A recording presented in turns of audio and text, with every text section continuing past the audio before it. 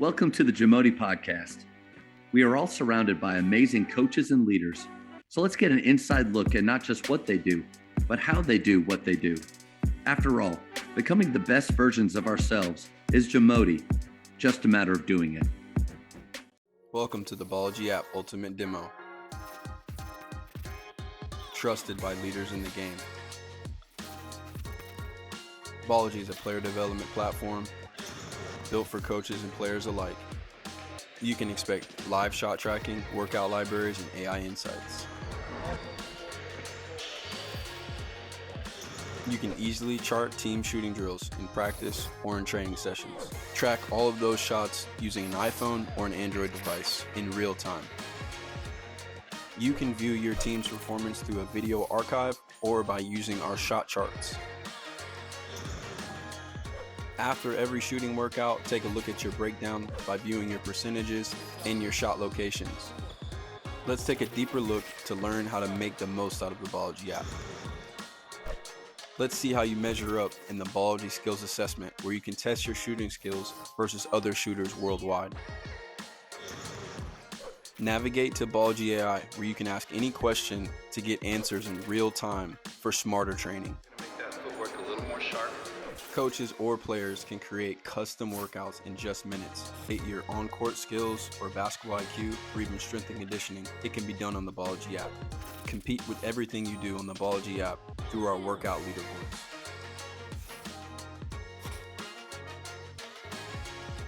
Elevate your game with the Ballology app. Download it for free today. Like we already talked about, you've been on this side of it, what I'm doing here with meeting with a lot of coaches, asking great questions, probably means you're a lifelong learner. What's one of the best things that you feel like you've borrowed lately? So we had an open gym where we've been doing open gym for about 5 weeks, and this is for local guys, not necessarily Florida college players. And one of the players that came to our open gym's name is Trevelyan Queen. A TQ plays for the Orlando Magic, and him along with some other guys that play overseas, our location is a great spot close to where everybody lives. And so they just come and hoop for 2 hours and then, go on about their day. And so TQ came to an open gym, and I got to sit down with him and just talk a little bit about his experience, because he kind of bounced around junior colleges, ended up at New Mexico State, and then bounced around in the G League and the NBA. And then, for the last part of the season for the Orlando Magic, he was playing considerable minutes. I think he had a season high of over 20 points. And so I just wanted to get from a player's perspective. And I think you can relate to this, like as coaches that played, sometimes we need to think like players, and it helps us relate a little bit. And so just trying to think like a player still. And so I asked TQ some questions. And so I'm just going to go through some of the things. I think this was the best thing I've learned recently, what was from Trevelyan. And so just 5 or 6 things that we talked about. So TQ, the first thing he said was his time at New Mexico State. Coach Jans was the head coach there, Chris Jans. Their team had an identity, and their team was based on defense. And so everybody that came there to play college basketball knew that their identity was wrapped around how they play defense. And so it was simple. For someone like him coming from junior college, you were either in or you were out. And so I thought that was really good that he recognized that as a player. Like there was no gray area with Coach Jans and how he ran his program, and it was based on their defense. And so having that identity, he could relate to that as a player coming in. And so I thought that was helpful. The second thing, as a pro, this time of year, he works on his strengths and his weaknesses. But he says once the season starts, he spends 95% of his time on his strengths. And so he's spending his time on what he has to do to help his team win.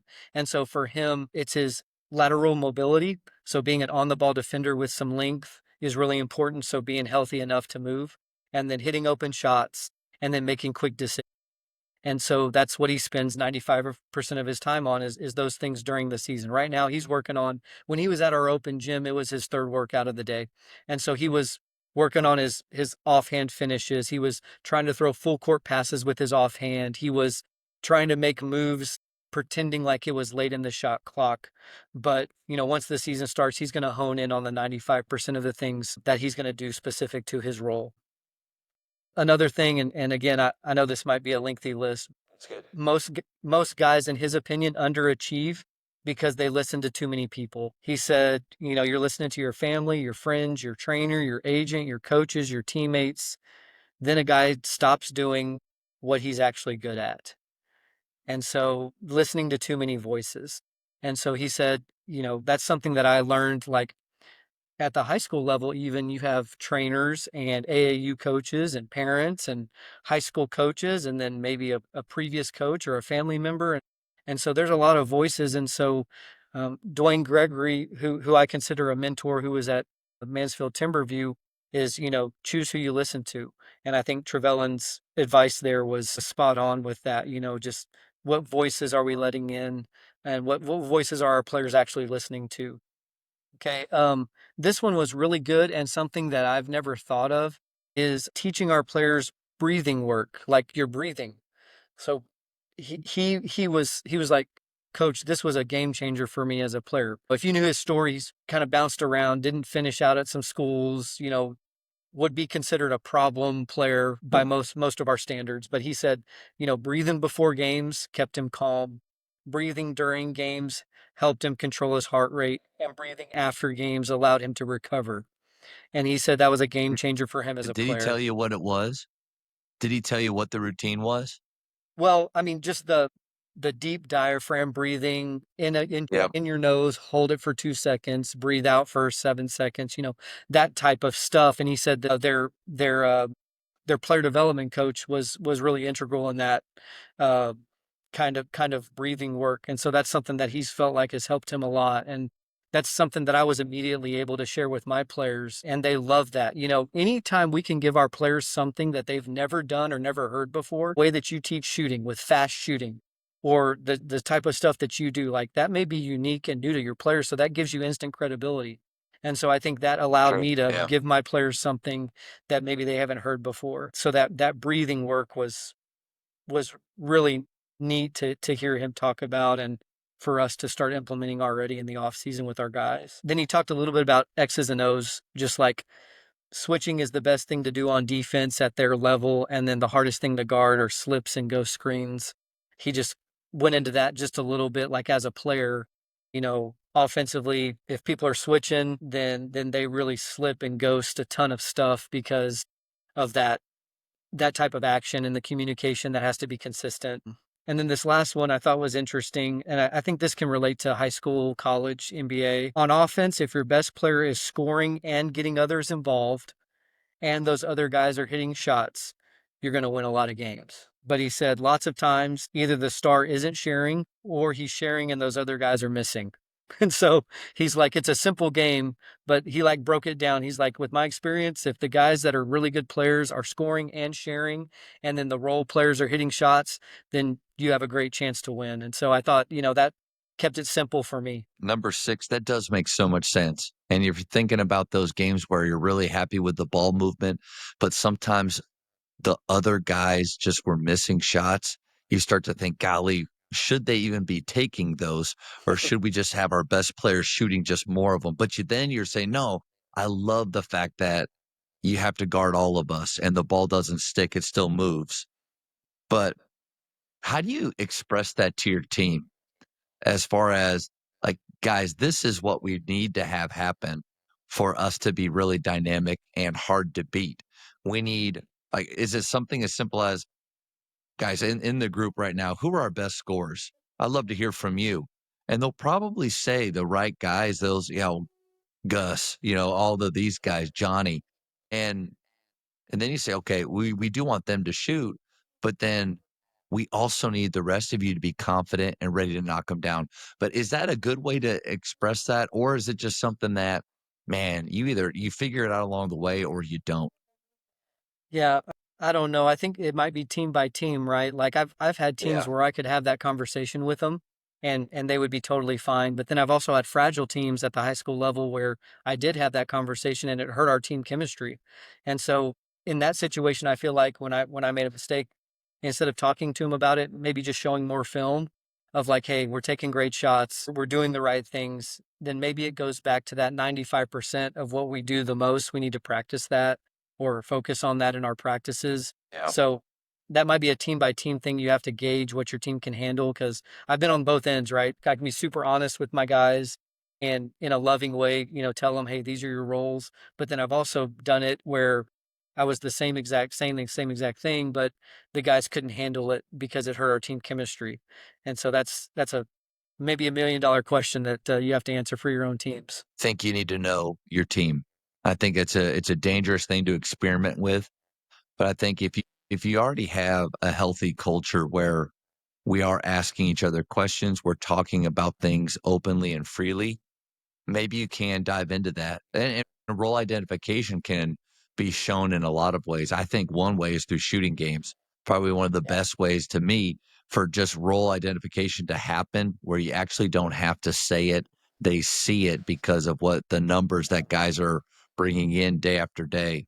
But maybe there's a way to frame that to where we want the ball to move, and if several of you do that, if you guys will move it, then the rest of you, I don't, there just has to be a way that you can do it. But like I think at the end of the day, you got to know your team. Yeah, 100%. The X's and O's part, I love that. And so I'm kind of going back in order, or the reverse order Yeah. now. Switching, I love hearing that because it validates kind of how I feel a little bit about the defensive end. I think you should switch everything. Why do you feel like at the NBA level it's so important? One thing we kind of talked about just in our brief conversation was like mismatches don't beat you, open shots do. And so I know you've had guests that kind of express that exact same emphasis. And so I heard it first from Jeff Linder, who's now at Texas Tech. And then, Danny and I, when we talked about me taking a college job, and since he had been in a college role, his experience with that. And he's like, in the long run, like a mismatch will hurt you, but it won't beat you. And so I think that's kind of what TQ's thought was with that, is just like, hey, if we can guard our yard and maybe allow your players, like with your defense, allow your players to play their best defense in a position where they are, whether it's the wing or the top or, in the corner, and those open shots won't happen and the mismatches won't beat you. I like that. And what I get amazed by watching NBA basketball, so fast that if you're just watching the ball, you'll miss it. But that's where it always bugs me when people talk about how before playoffs, they just don't play hard. Have you ever like been to an NBA game where you're down near the floor and you see how fast, how physical, how much those dudes care about every play? They're incredible.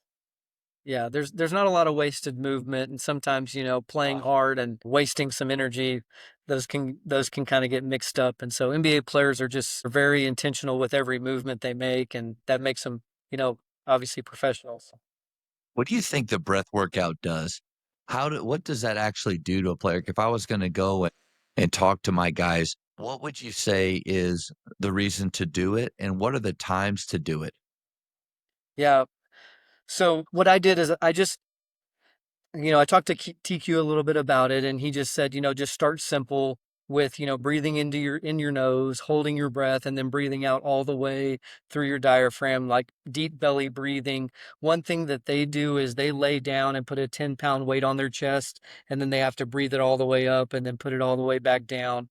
But just thinking about when you played as a player, how your adrenaline would just in some play. I mean, when you're playing at Allen Fieldhouse, or when you were playing Oklahoma State, was just an unbelievable environment. Like your adrenaline is just going crazy. And so if you can level that out before the game starts and then conserve energy, right, is what you're doing.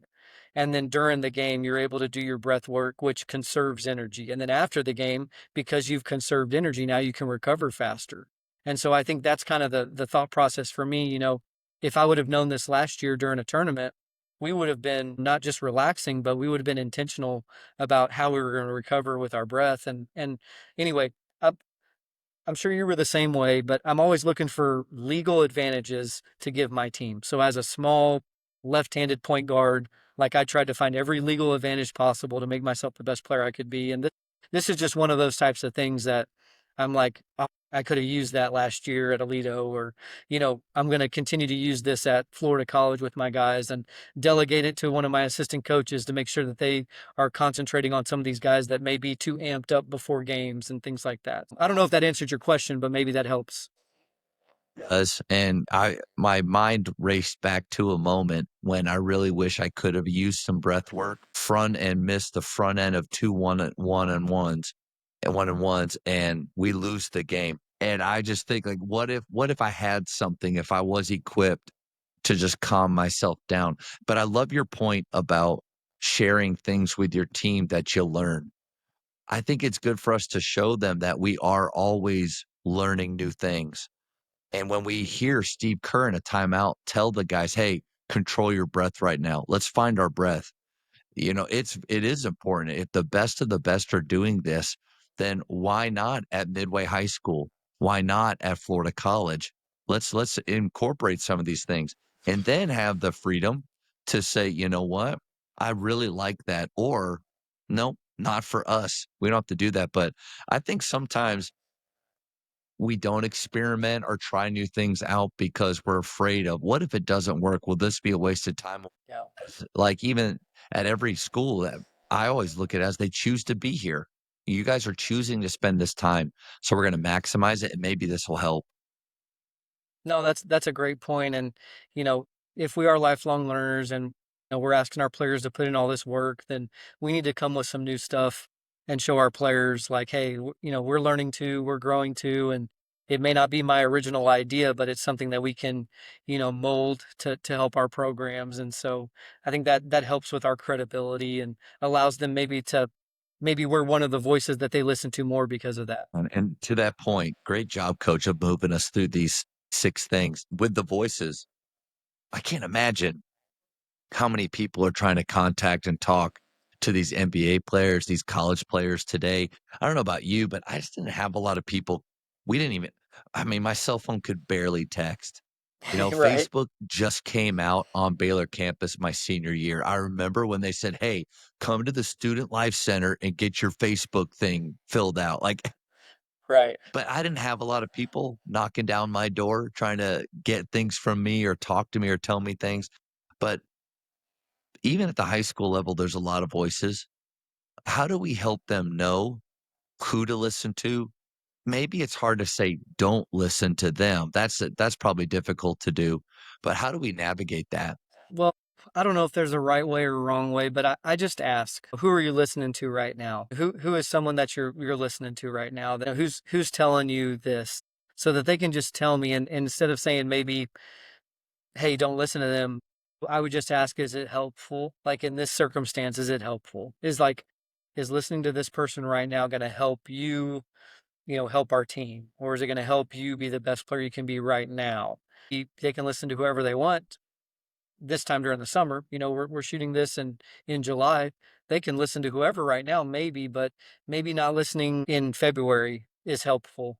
And so I just ask a lot of questions. I try to get them to come to those conclusions on their own. And if they're upperclassmen, even at the high school level, I think they get what we're driving at without us being so forceful. And if they can kind of come to it on their own conclusion, then it allows them to maybe think it's more their idea that they ask someone to maybe, back up just a tad during this time of the year. I like that. I think I would take the approach of not telling them who they shouldn't listen to. I don't think most of the time when you tell a kid don't do something, it's what they wanna do the most. And I don't know about you, you're probably the same way. I don't wanna go around bashing people or talking negatively about people. That we don't need to do that. So I think the other approach we can take is express to them why they should listen to us, and not bashing others, but here are some of the reasons why you and I can have a really good conversation. And I think the number one thing is because I care about you.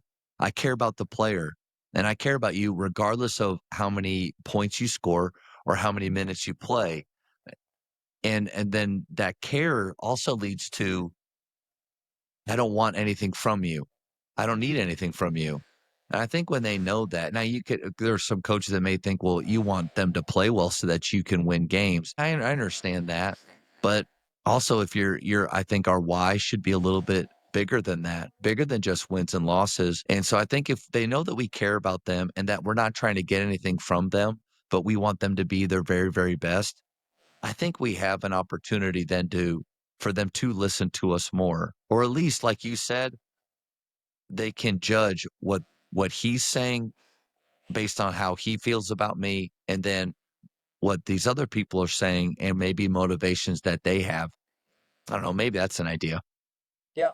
No, I'm with you. And it's ever evolving just because, I mean, every player is different and every situation is a little bit different. So we just kind of have to be aware of it. And maybe if we're a little bit more proactive in those situations, hey, this guy is getting a lot of attention right now. Like maybe we can be more proactive in relating to that player and talking about those things before it hurts the team or hurts his individual play. Thank you for checking out today's episode. Please take a moment to subscribe to this podcast, share it with your fellow coaches, and find us on social media for what's coming up next on the JAMODI Podcast. It's just a matter of doing it.